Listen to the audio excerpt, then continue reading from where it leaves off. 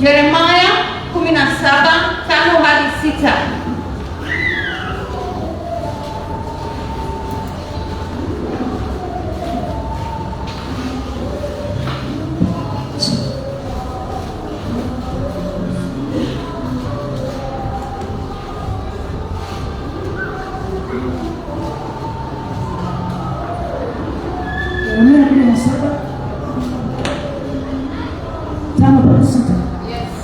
Inasema, Bwana asema hivi, amelaaniwa mtu yule amtegemeaye mwanadamu, amfanyie mwanadamu kuwa kinga yake, na moyo wake umemwacha Bwana.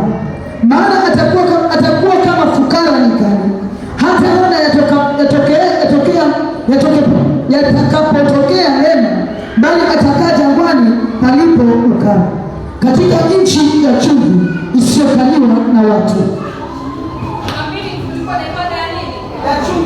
Tulikuwa na ibada ya nini? Lakini usipomwamini Mungu utakaa wapi? Kwa nchi yenye chumvi. Haleluya.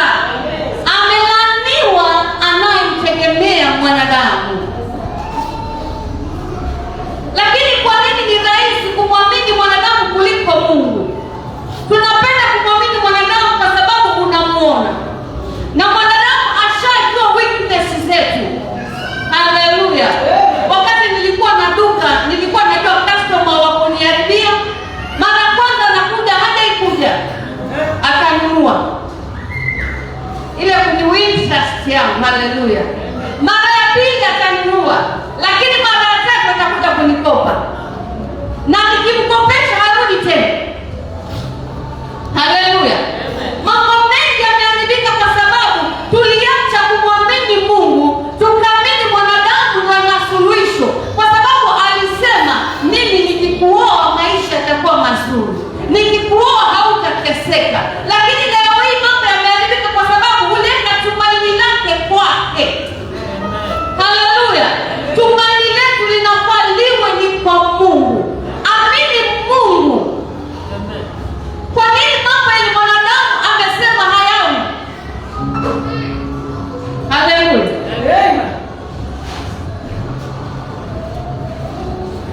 Haleluya. Mshaipanga mchango kwa grupu za wamama, za wazee, tunaelewa. Hata mkeo namwambia usijali. Umesema katika hiyo Simba. Haleluya. Wamama wote tunapangana, nasema hiyo Simba. Kwa nini wewe unasema hiyo Simba? Kwa sababu kuna pahali umetegeshea. Nikipata hii nitasoma. Mambo mengi umepanga, hata mwisho mwezi unajua mkubwa wangu aliniambia tarehe fulani, tarehe 10 nitapata mshahara. Na wewe una make sure umepanga mambo mpaka ifika tarehe 10 uko na shilingi moja.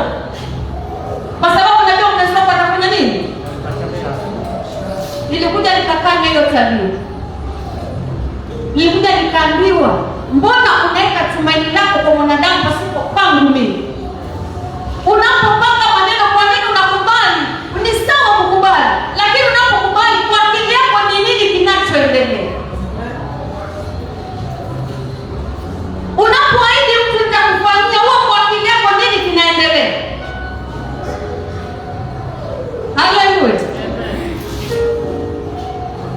Na hivi tumeenda kuwa disappointed. Disappointments ndio zimejaa hapa ndani.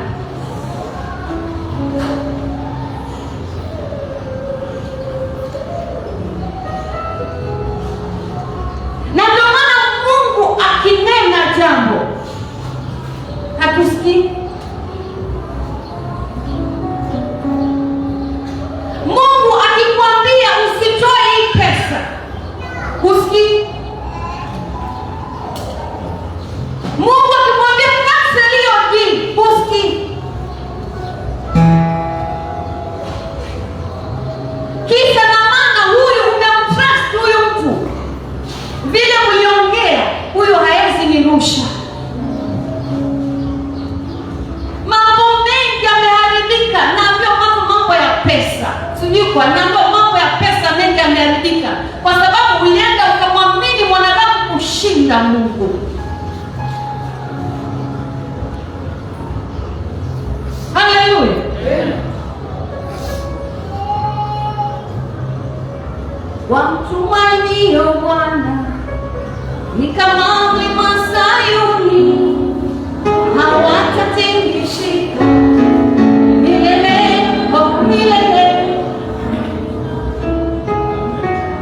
Mwangalie anayemtumainia Bwana vile anapoishi. Mwangalie yule anayemtumainia Bwana vile ana amani. Amen. Kwa wanandoa hapa kuna kitu naambiwa, na kama na roho Mungu adangani. Mumefika pahali ukiangalia mwenzako hivi unamlaumu tu. Mambo yakikoseka kwa nyumba unasema Mungu, wewe unamwambia Mungu ungempa huyu. Na mimi kile niko nacho tungeunganisha mambo yangekuwa sawa. Nasikia hivyo ndio pale mmefikia. Kumbe umeweka tumaini lako kwa yule mwanadamu. Ungemwambia Mungu, mimi nahitaji hiki na hiki na hiki, angefanya mambo yawe rahisi kwako na kwa yule. Umeelewa? Lakini unapoweka tumaini lako kwake, unamwamini, umesababisha alaaniwe. Na sio kila mtu, nimeambiwa hivi, si kila mtu waidi kufanyia mtu jambo kutamani akose kutenda. Si kila mtu. Lakini saa zingine ni kwa sababu kuna kile kimefanyika, Mungu mwenyewe ameruhusu. Umgeukie nani? Mungu. Wazee, geukieni Mungu. Kama mnataka msimame na sifa zenu zivume. Najua tenzi. Wazee wakisimama sifa za Bwana zinafanya nini? Tegemeeni Mungu. Wamama, kama mnataka muwe wanawake na watu wa Zaburi, Psalm 31, ni Methali 31, tegemeeni Mungu. Utanunuaje shamba kama unategemea pesa ya mumeo? Proverbs 31 nasema mwanamke huyo huenda na kiangalia uwanja ananunua. Mwanamke huyo hutumia pesa ya kazi ya mikono yake, haitasema ya mume wake.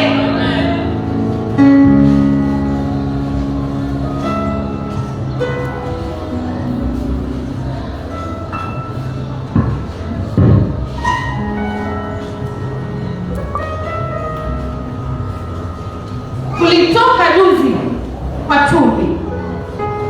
Hii wiki kuna wao wamepitia mpaka anajiuliza, ameona mtu akitestify hapa anasema hivi nini? Sisi mwanzo ndio mmekuwa ngumu zaidi. Ndio tumezidi. Mnajua ni kwa nini mmekuwa kwa chumvi? Sababu mlikuwa na ile mentality ile bado mnategemea fulani. Kama unataka utoke kwa inchi ya chumvi, leo nataka ukitoka tu akili yako ni Yesu peke yake. Amen. Na mume wa maume ni Yesu peke yake. Mwanamke mrembo zaidi anatoka kwa Yesu peke yake.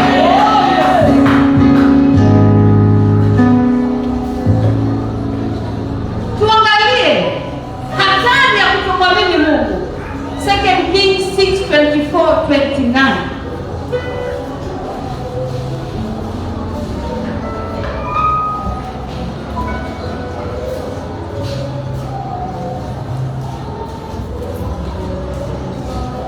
Second Kings 6:24-29.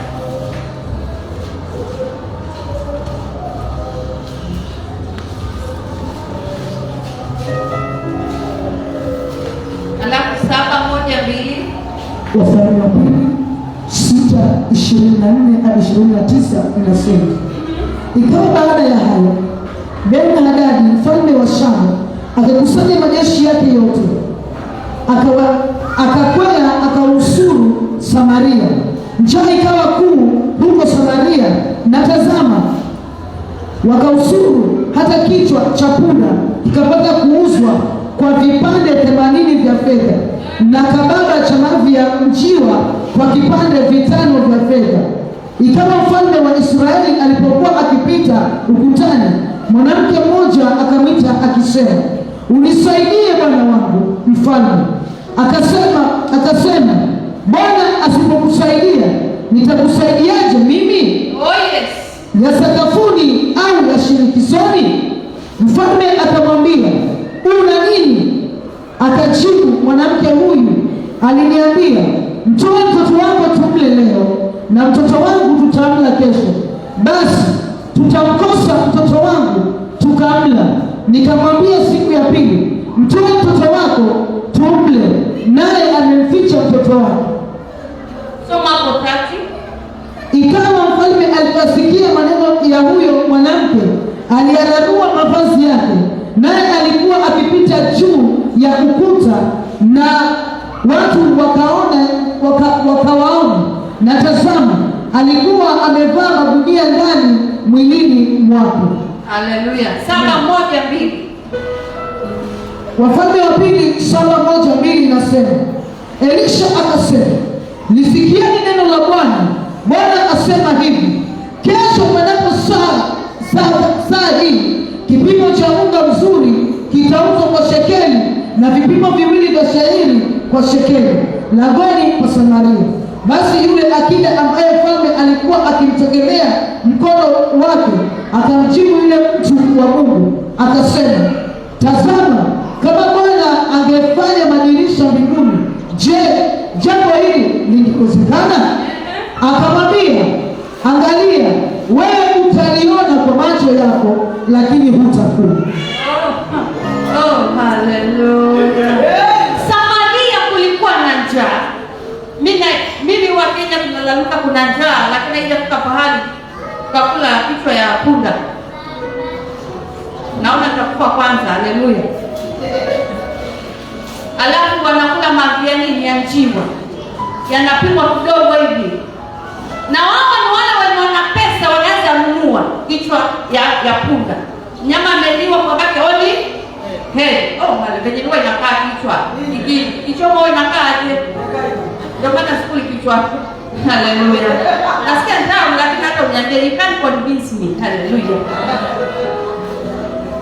Njaa ilizidi, kwa wengine ilizidi sana. Wakaambiana, kila mmoja na mtoto wake, leo tule wako, kesho utakula. Wewe imagine mtoto wako, yaani unamwangalia hivi alafu unampimia ndio posho. Shetani ashinda. Kwa wanajera ufanya kufyapa. Huyu mama alikuwa na nasema weakness. Alikuwa mwepesi wa kuamini watu. Akasema ni sawa. Mimi nisema ingekuwa mimi ningemwambia tule wako kwanza, alafu kesho wangu. Wakamla. Ilipofika zamu ya mwenzake akakataa. Bado huyu mama haamini Mungu. Kwa kutokumwamini Mungu afungue njia, akala mtoto. Akaenda kwa mfalme. Kile hajui kuwa huyu mfalme pia naye anamwona amevaa nguo mazuri. Kumbe pia mfalme naye anamungoja Mungu. Ndani amevaa nguo nini, gunia la kuomboleza. Huyu ni mfalme. Umemwendea nipe msaada. Mpaka akamuuliza. Alimuulizaje? Mungu kama hata kusaidia, mimi nitakusaidiaje? Kwa sala ngapi? La pili. Kuna huyu akida, watumishi wa Mungu mko wapi? Watumishi wa Mungu mko wapi? Neema mbona imeshuka? Wakaambiwa kesho katika mau, haleluya, kutakuwa na chakula na kitauzwa kwa bei rahisi. Tena unga ule msafi. Akida akaangalia hali venye huko hapa ndani, naangalia hali Akamuuliza nabii, sikatai, lakini naye Mungu mwenyewe anaweza hata akafungua badilisha, sioni kila kitu kitafika. Akasema huyu Mungu ndio yule aliachilia mana kutoka mbinguni. Wanamwita rock ministry. Mumefika mahali mpaka mnasema kila saa na kuna kitu mnaambiwa mnakoti. Watu mnaambiwa baraka zimeshuka. Mmeambiwa hivyo mmejua mkono ya binti ya Shalui. Kila saa tunaambiwa baraka zimeshuka. Mbona sizioni? Neno la Mungu linasema hivi. Akida aliona chakula lakini hakukila. Watambe. Ukisoma mbele alikanyagwa na watu kukimbia chakula mpaka aka. Lakini chakula alifanya nini? Alikiona. Habari njema ama habari mbaya? Mungu haezi kosa kutimiza ahadi yake kwa sababu hauamini. Ikanamo sana. Mungu haezi kuachilia kukosa kufanya mambo ile amesema kwa sababu wewe hauamini kama umetumwa wewe. Atafanyia wengine uone.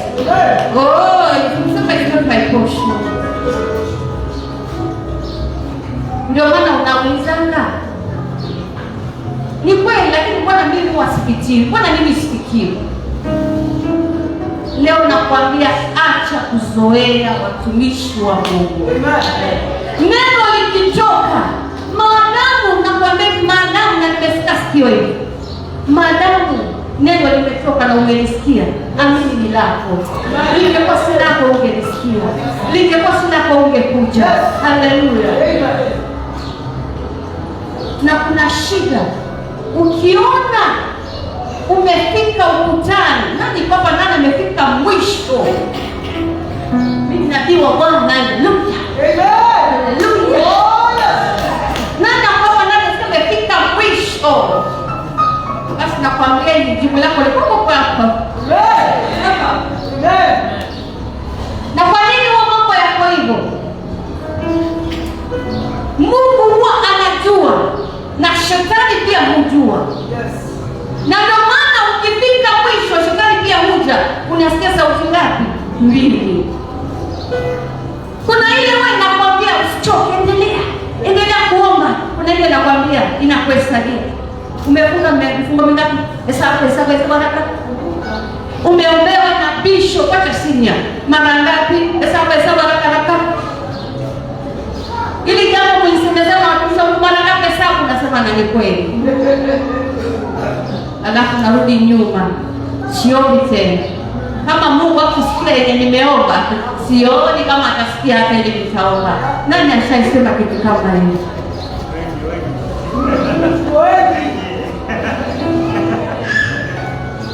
Basi hiyo ndio njia shetani hutumia. Unakaribia muujiza, unarudi nyuma, unarudi back to square one. Safari hii umefika mwisho.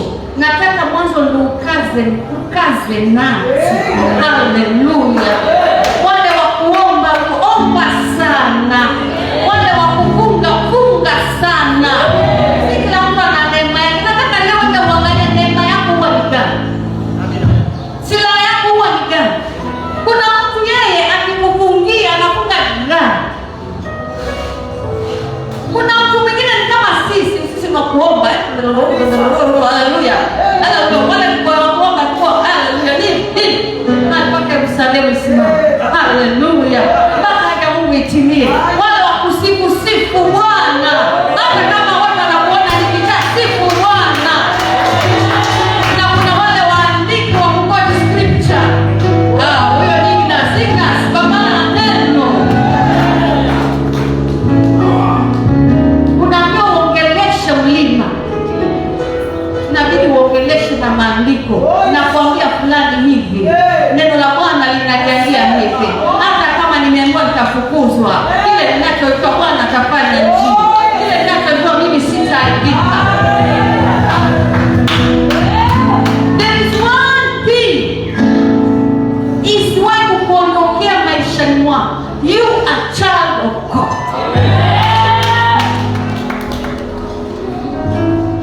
Kila saa unajua najiona mtoto wa fulani, mtoto wa Mungu. Mimi sema mimi ni mtoto wa Baba aliye juu mbinguni.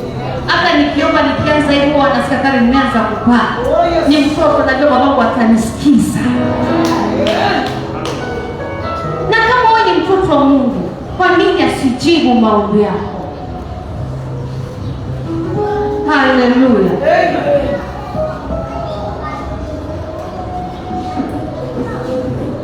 Mwambie jirani yako, acha kuamini mwanadamu. Acha kuamini mwanadamu. Ole wangu mimi. Hivyo ndo mtu malizie. Nikanaonyeshwa, yaani ilikuwa mfano mwingine mbaya lakini mzuri. Juu nitawekaje ndo ni mtu mzima. Wakati msichana huwa anajipeana kwa mtu, huwa anajidasalimisha mwili mzima. Ana trust yule mtu na mwili wake. Si ndio? Yes. So kuna yale mambo huwa anamwambia mpaka hata kama alikuwa ameamua anabidi atakataa, mwisho atajiachilia. Kumbe yule mtu ni yule mwenye huja na maneno matamu, akupata tu aende. Mwisho ile msichana wake akiwa ni picha. Hivyo ndivyo tulivyo. Unaweza jiachilia kwa mtu ukamwamini mpaka na uhai wako, ukamwamini mpaka na savings zako zote kwa banki. Madamu nyumba tutaishi vyote, mume wangu chukua, kwani iko nini?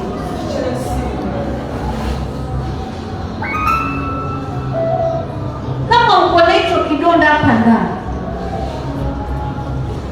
your weakness, uliamini mtu tu, hiyo tu peke yake. Na leo nataka ujisamehe. Alafu siku ya leo tunaomba macho ya kiroho. Mimi nimwambia Mungu, nataka nione hao washirika venye unawaona. Imetosha. Nataka nione Mungu venye unamuona. The day utaanza kuona Mungu venye, kuona watu venye Mungu anapowaona, utajipata kwa mtego. Utajipata ukichangia maneno yenye hayako. Hakupa moja. Utajipata ukililia mtu mwenye kumbe hata stahili chozi lako hata. Mwanzo unakuwa mcheke na uende zako.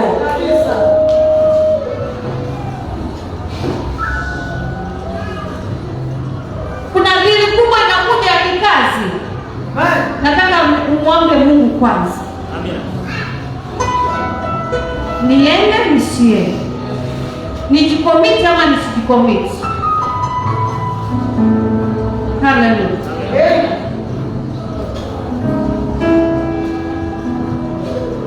Twende Judges 4:49. Kuna madhara mengine zaidi. Hiyo kitabu najua mtatakatifiwa. Iko katika baada ya Joshua. Hiyo imejificha hapo. Yaani mwanangu Bruce unacheka mwenzako hiyo. 4:49. Waamuzi 4:4-9 inasema. Basi Debora nabii mke. Kama sini hapo. Yes. Mkewe Lipadothi ndiye alikuwa mwamuzi wa Israeli wakati ule, naye alikaa chini ya mtende wa Debora kati ya Rama na Betheli katika nchi ya vilima vya Efraimu. Wana wa Israeli wakakwea kwake awaamue. Huyo akatuma mtu akamwita Baraka wa Abinaumu toka Kedeshi Naftali, akamwambia, je, Bwana Mungu wa Israeli hakutoa amri akasema, enenda ukawavute kwako huko katika mlima wa Tabori watu 10,000 wa wana wa Naftali, wana wa Naftali na wana wa Zabuloni, nami nitakufutia Sisera amiri wa jeshi lake Yabini hata mto wa Kishoni pamoja na magari yake na wingi wa watu wake, nami nitamtia mkononi mwako. 8. Baraka akamwambia, kama utakwenda pamoja nami ndipo nitakwenda, bali kama huendi pamoja nami mimi siendi. Basi akasema, hakika nitakwenda pamoja nawe, lakini safari utakayoiendea haitakupatia heshima wewe, maana Bwana atamuuza Sisera katika mkono wa mwanamke. Debora akainuka akaenda pamoja na Baraka mpaka Kedeshi. Haleluya, imetosha. Wanawake roho ministry mpo. Baraka mtu wa Mungu mzuri sana. Neema imemshukia. Ameitwa na nabii akaambiwa, nenda vitani. Chukua kabila la Naftali na kabila la nani? Benjamin na nani? Haleluya. Na ukifika hapo, aliambiwa ushindi umefanya nini? Umepewa. Kuna kitu Baraka alifanya vile watu tunasema. Huu ujumbe ni mzuri, nabii wa Mungu, na unafurahisha. Lakini kama huendi, sie. Na ukienda, nitaenda. Akaambia kwa sababu mpaka niende utaheshimika. Kumbe kuna kumwamini Mungu na kujiamini. Kitu cha pili, hata kumwamini Mungu na kujiamini. Mungu alimtunuku vizuri, kulikuwa na watu wengi. Na kile Mungu alitaka neema aende pigane vita yeye mwenyewe, ashinde yeye mwenyewe. Watu wao wanasema Baraka alipigana akapata ushindi. Kuna mwanamke mzuri kule chini anajua kupigana vita. Amina. Kwa sababu ya kukataa, mwanamke ndiye alitumika kumua, alienda vitani vizuri. Lakini mwanamke ndiye alitumika kumua mfalme.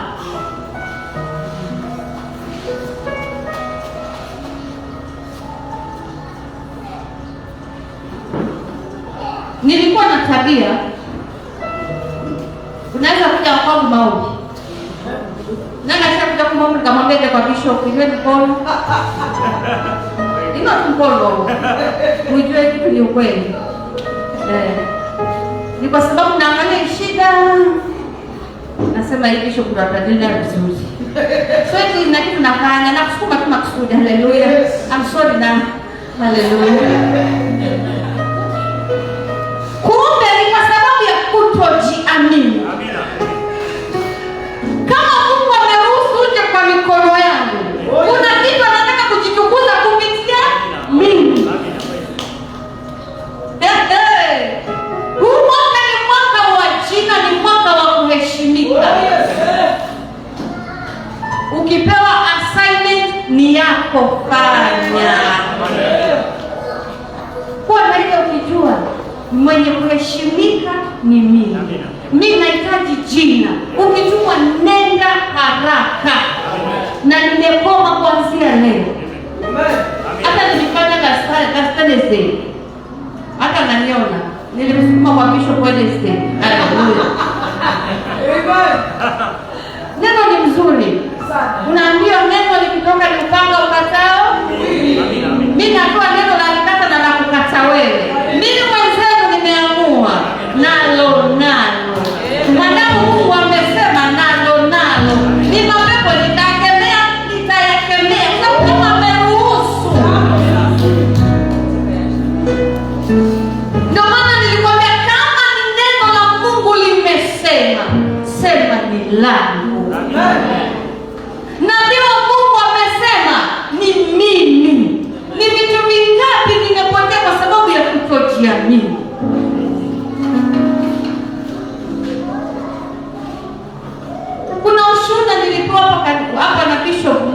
mama mwingine wa kanisa, lakini si hapo, branch ya Mwete Rock Ministry. Mwalimu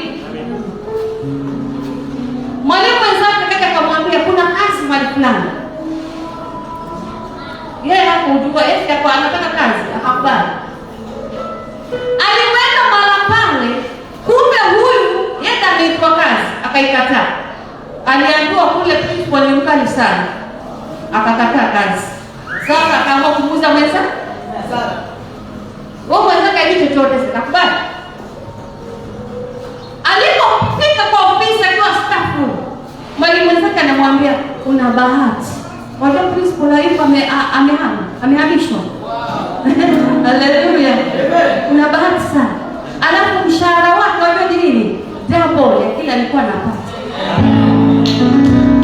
Kama opportunities za Mungu wenyewe zinakuja.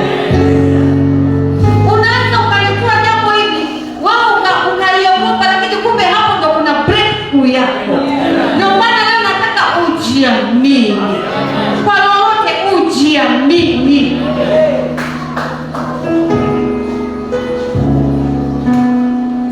Tumalizia na Proverbs 18:21.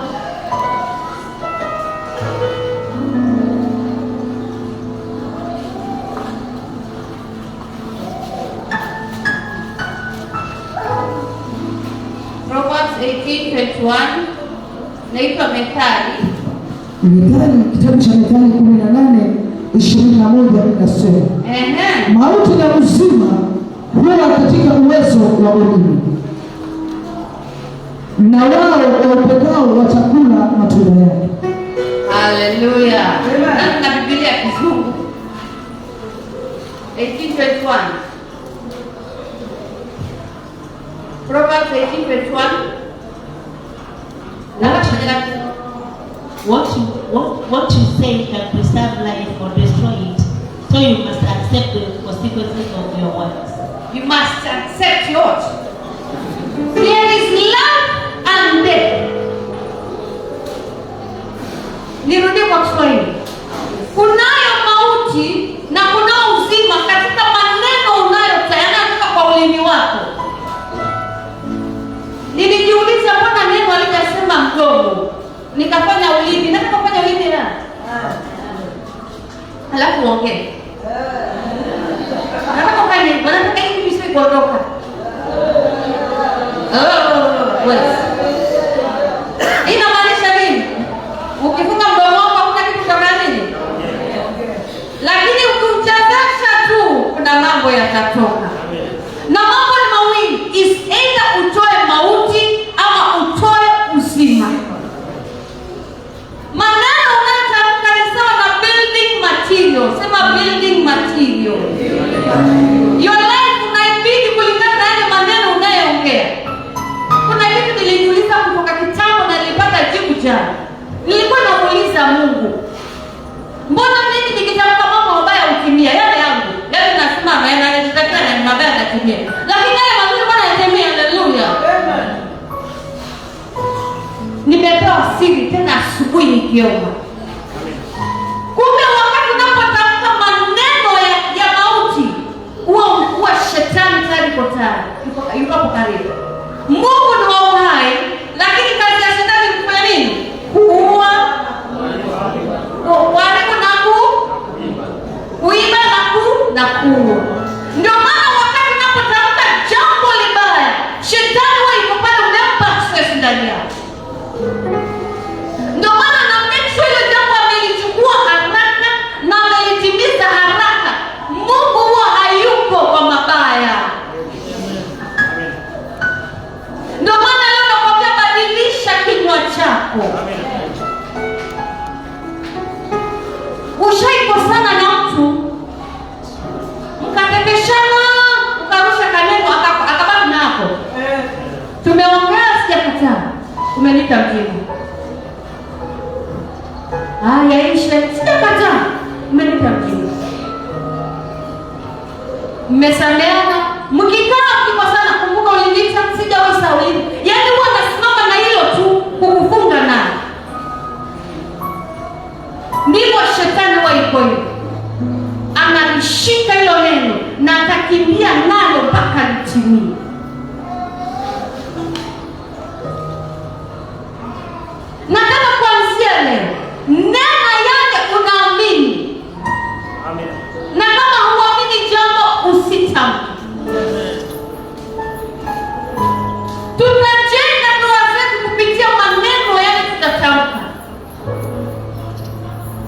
Na ndoa zetu tumesimamua kupitia ile maneno tumetamka.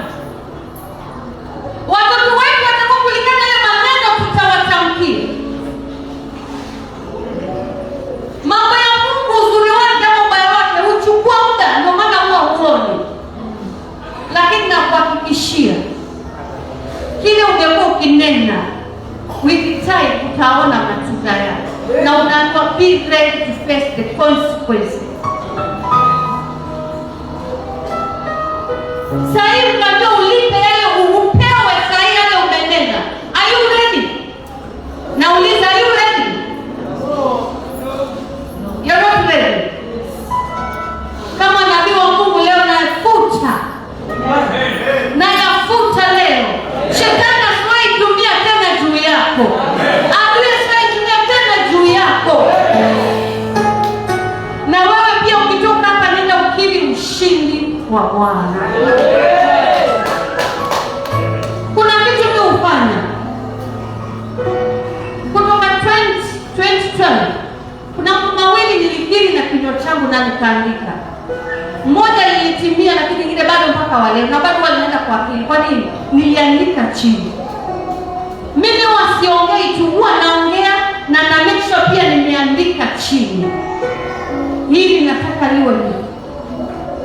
Na Mungu huwa disappoint.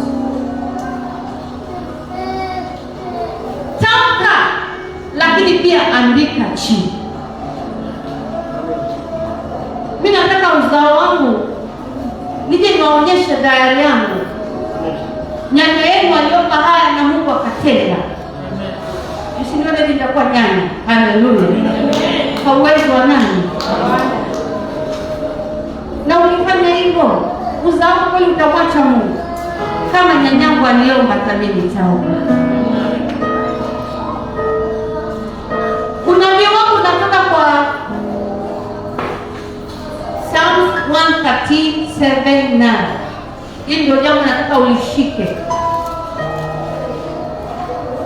Nataka umwamini Mungu kwa hili leo.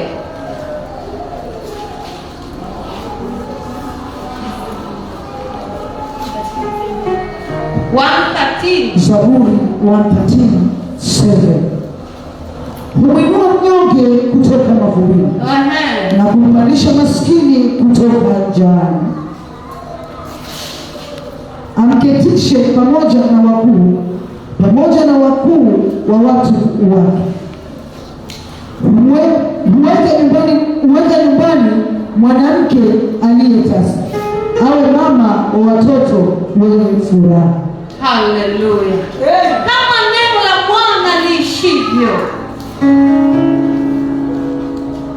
Uko mahali hapa na umeishi maisha wewe ni mnyonge. Umedhalilika kwa sababu ya unyonge fulani. Ikanao sai na mimi. Hii wiki yote nimekupa sana tunaanza kuongea leo mpaka Friday. Mpaka Saturday. Ukisoma hii kitabu yote utakuta mwenyewe kwa anaanza na kumsifu Bwana, kumshukuru Bwana. Kila asubuhi ukiamka nataka wewe unamshukuru Mungu. Mwambie Mungu nasema ni asante. Kwa sababu mimi sitawahi daraulika tena. Hili neno ni kwa yule mwenye anadaraulika hapa ndani. Ujumbe wa pili kama uko hapa ndani, kazi yako ni kuomba. Na sio kwa sababu unataka makuu. Unafika ukutani mpaka niokolee. Neno hili ni lako. Mungu atakuinua. Amen. Kitu cha tatu kama uko hapa ndani, Mungu huweka nyumbani mwanamke aliyetasa, awe mama ya watoto mwenye furaha. Amen. Uko na watoto hapa ndani lakini hawakupi raha. Kumbe tunafaa tuzae watoto watupe nini? Furaha. Unakaa ukiangalia kidogo na tabasamu.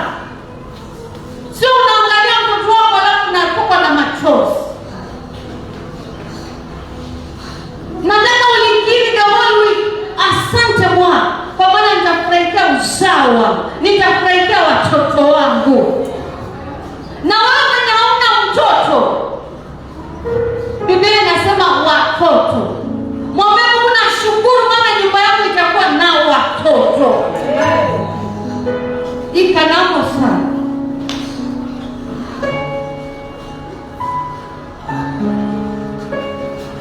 Neno hili litatimia kwa yule atamwamini Mungu. Oh yes. Mwenye ataamini Mungu amenituma kwake. Ikanamo sana.